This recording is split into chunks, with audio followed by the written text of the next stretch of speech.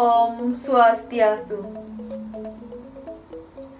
Perkenalkan, nama saya Nikade Indah Dwi Rahayu, jurusan Pendidikan Agama Hindu semester 5. Di sini saya akan membawakan Dharma Wacana terkait dengan ajaran Karma Pala. Terima kasih saya ucapkan kepada pembawa acara atas waktu yang telah diberikan kepada saya. Om Swastiastu. Para dewan juri yang saya hormati, dan seluruh hadirin serta peserta lomba yang saya banggakan. Pertama-tama, marilah kita haturkan rasa angayu bahagia kehadapan Ida Sang Yang Widiwasa. Karena atas asung kertawara nugrahanya, kita dapat berkumpul kembali di sini dengan keadaan sehat dan damai. Untuk bersama-sama mengikuti kegiatan Lomba Dharma Wacana. Pada kesempatan ini, izinkan saya menyampaikan pesan Dharma yang berjudul Karma Pala sebagai penuntun hidup manusia. Teman-teman yang berbahagia, seringkali kita semua mendengar tentang kejadian-kejadian yang sangat mengerikan, seperti tanah longsor, gempa, tsunami, dan banyak lagi yang menyebabkan puluhan ribu nyawa meninggalkan badannya. Tanpa kita sadari secara mendalam bahwa semua kejadian itu adalah bagian dari karma yang telah kita semua lakukan di masa lalu atau bahkan di masa sekarang. Hukum karma itu sangatlah berpengaruh terhadap kejadian-kejadian yang kita alami dalam menjalani kehidupan ini. Karena semua kejadian itu adalah hasil dari perbuatan kita yang terdahulu. Hukum karma itu seperti halnya kita menanam sebuah pohon yang nanti buahnya akan kita petik. Seperti dijelaskan dalam kitab Slokantara Sloka 68 yang berbunyi, Karma pala ngaran ike pahalaning gawe hala ayu. Yang artinya, karma pala artinya akibat atau buah dari perbuatan buruk maupun perbuatan baik.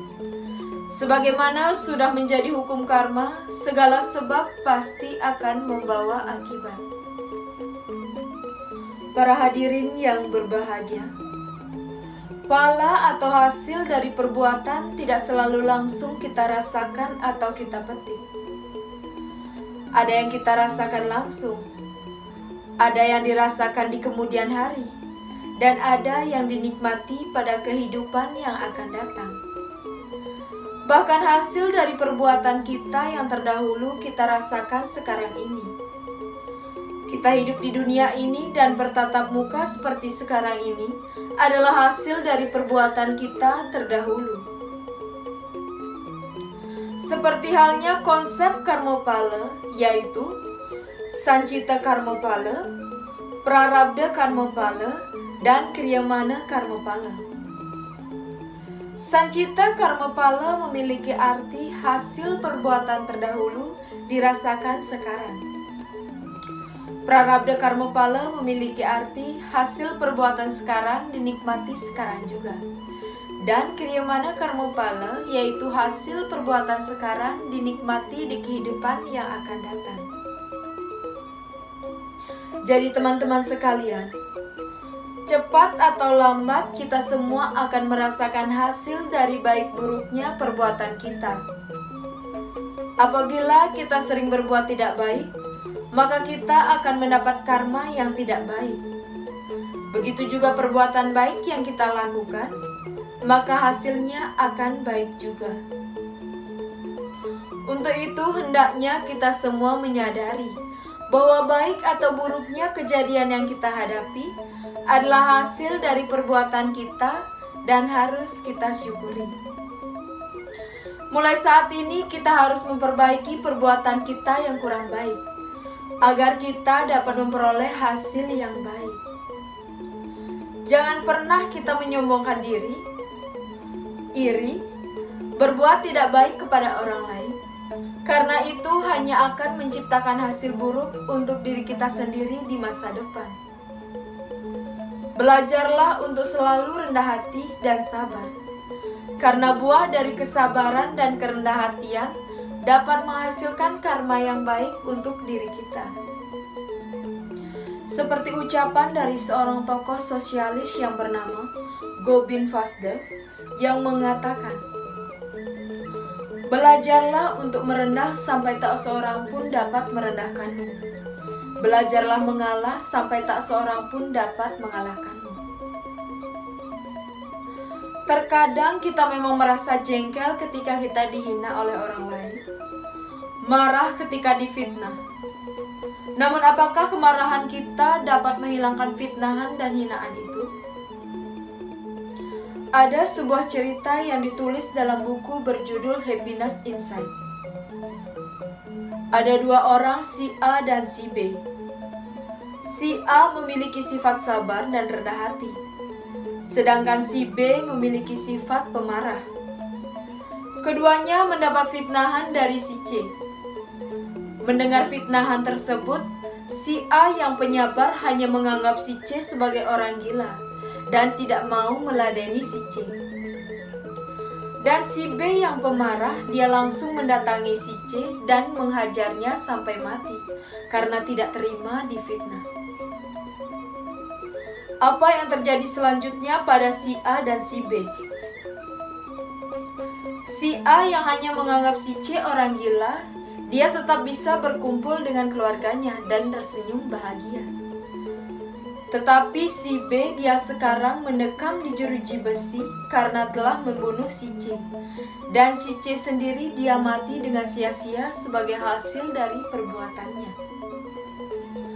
Dari cerita itu dapat kita ambil pelajaran bahwa sebagai manusia yang memiliki pikiran, hendaknya kita selalu berpikir panjang dalam setiap melakukan tindakan yang akan kita lakukan, agar kita tidak menyesal di kemudian hari.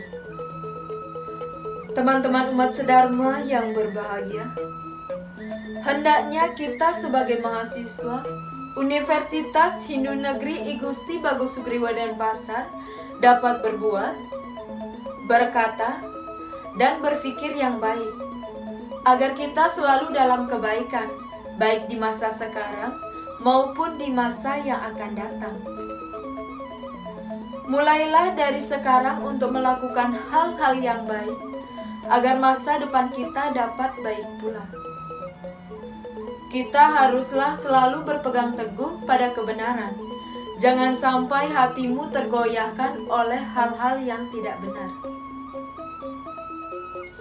Sekian pesan Dharma yang dapat saya sampaikan pada kesempatan kali ini.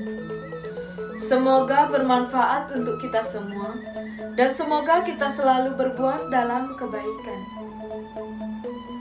Hidup bagaikan menulis sebuah cerita.